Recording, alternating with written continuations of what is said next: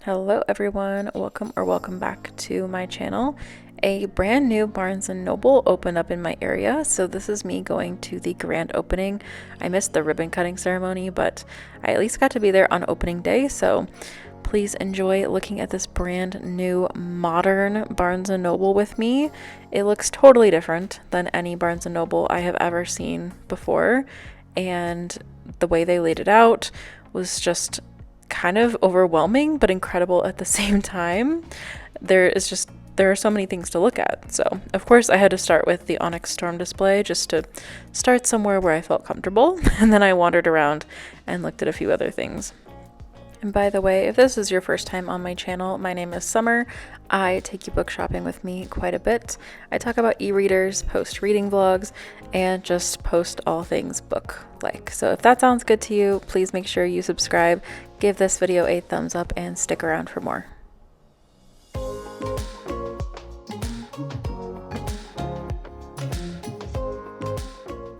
I am usually a Kindle person, and I use my book shopping to look back at these and then find books that I want to read on my Kindle. But when I see sprayed edges and a beautiful cover, I cannot help but stop by. Please let me know if that's you in the comments, and give this video a thumbs up if you agree about the sprayed edges. So I am always looking to add a nice sprayed edge to my collection. I feel like Fourth Wing really is what started this in the US, at least. I've heard that in Europe it's been going on for a long time, but tell me what your favorite book is in the comments that has sprayed edges and why, because I'm super curious if I'm missing any that have really, really gorgeous sprayed edges that I haven't seen yet. So just checking out the descriptions on these, and you'll see me come back to these later in the video. Just a little spoiler alert.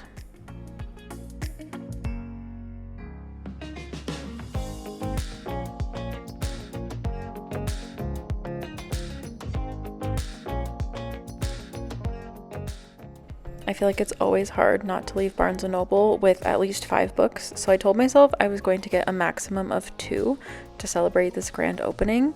So that's kind of what I was going around looking for. So if you had to pick 2 books as I'm walking around through this entire video, please let me know in the comments which 2 books are your favorite that you've seen me walk by, that you've read, or that you would be leaving the store with if you had to choose 2 books. And obviously somebody left their stack here, so I had to check out their taste and see what was going on, because obviously they abandoned them and maybe those are their books they didn't choose, but they had good taste. So I also loved how everything was organized. We have more sprayed edges, and the books that I point to, you'll notice that I point to certain books. Like I point to Bride right here, because if you know, you know. Bride was really a thing last year, and I love that one. So you'll see me point to certain books throughout the video that I love the most and that I highly, highly, highly suggest.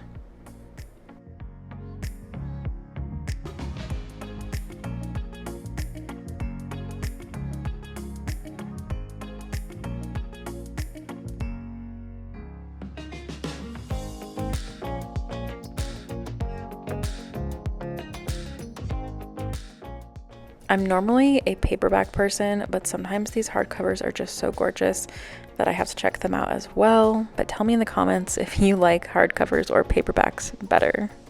Oh, there's another stack that somebody abandoned.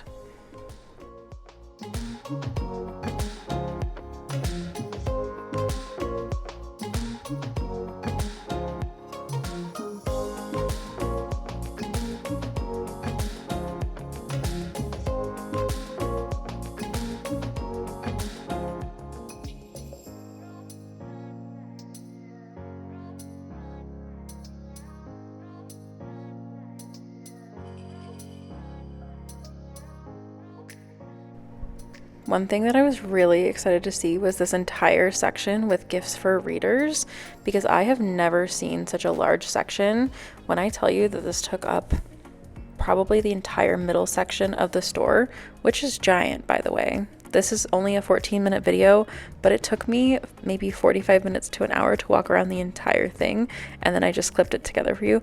But look at all of these gifts. Like, if you have a book lover in your life, these new Barnes & Nobles have anything you could possibly imagine in the gift sections.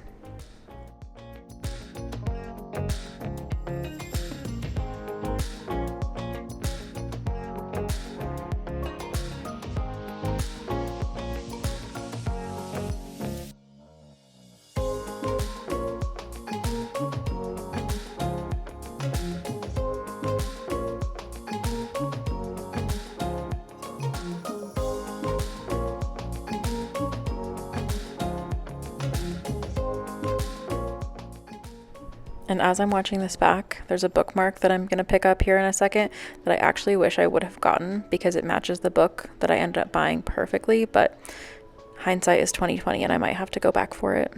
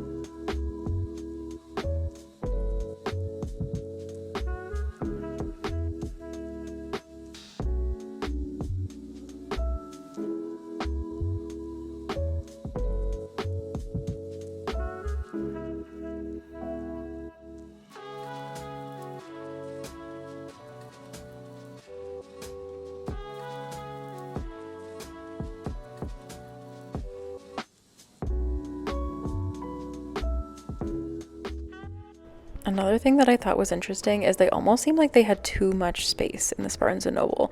Like they had entire tables dedicated to just one book, which did draw my eye to it, so it did its job. But then we had books all over the place. So if you're looking for a specific book, you might have to look in the genre section, but then also kind of look around at the new releases, if it's a new release, or look around the random end caps and tables. So I did think that was kind of interesting. I was looking for Rebel Witch, which is the secret to Heartless Hunter, and sometimes it comes out early and people were talking about it on TikTok that they were getting it early. So I was on the hunt, but I ended up finding some new books that I'd never seen, like this one and the other one that had its own table, and this one looked really, really good. So they did a good job catching my eye with these very dedicated tables.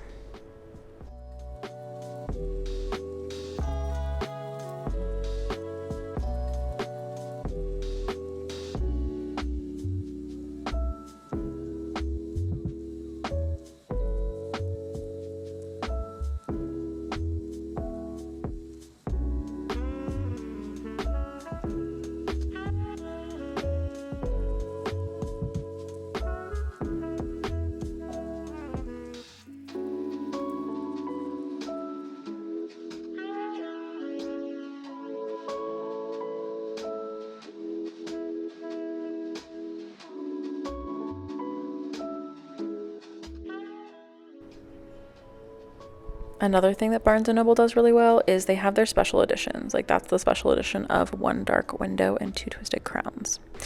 And then they also have this special edition that I'm about to go to of Lightlark and... Oh, that's cool, Onyx. Okay, I didn't even see that until just now. My brain's like finding new things as I'm editing.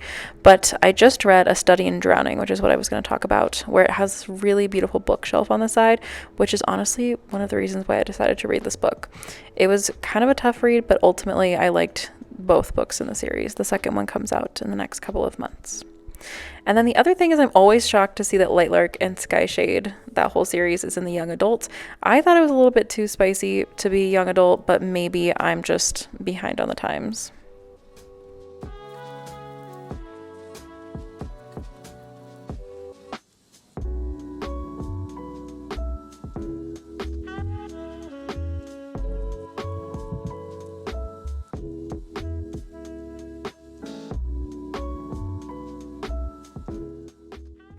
They also had a little cafe, which was closed on opening day, unfortunately, but I've heard since then that people have been working there and going there, and it's really delicious. And look at all this space to work. If you wanted to go get some work done or read in the cafe, there was plenty of space in there, so you might see me back in there soon. I just finished Accidentally Amy by Lynn Painter, and it was one of the funniest rom-coms I've read in a while.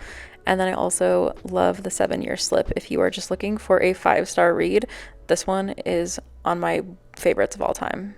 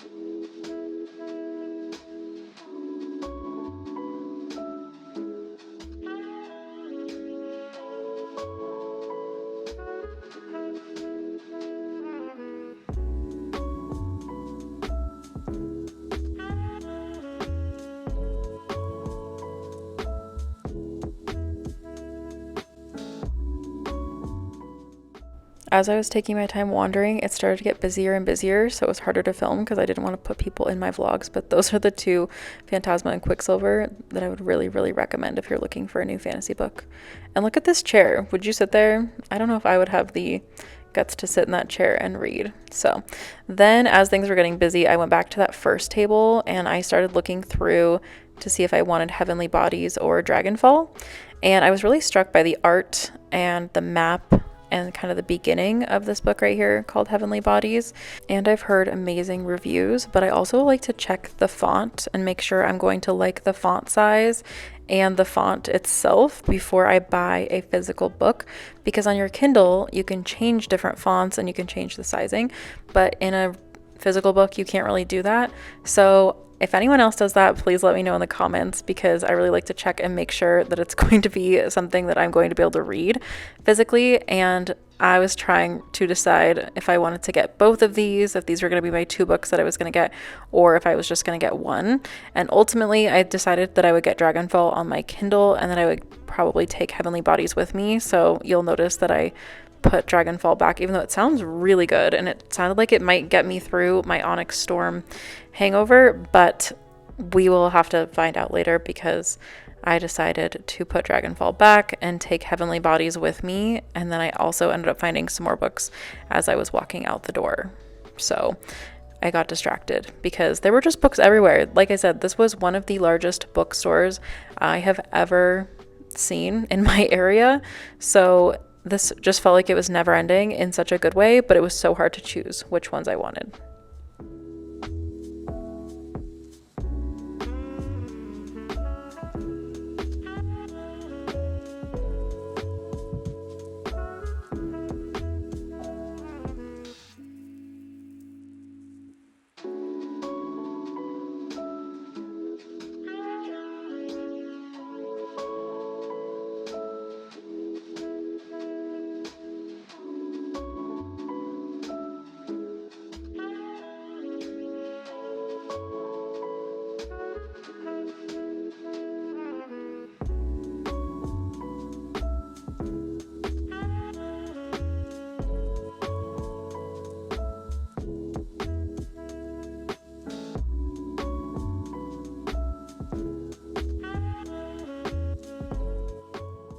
This Vex King book almost came home with me because of how pretty it is, but ultimately I think I'm going to get it as an audiobook.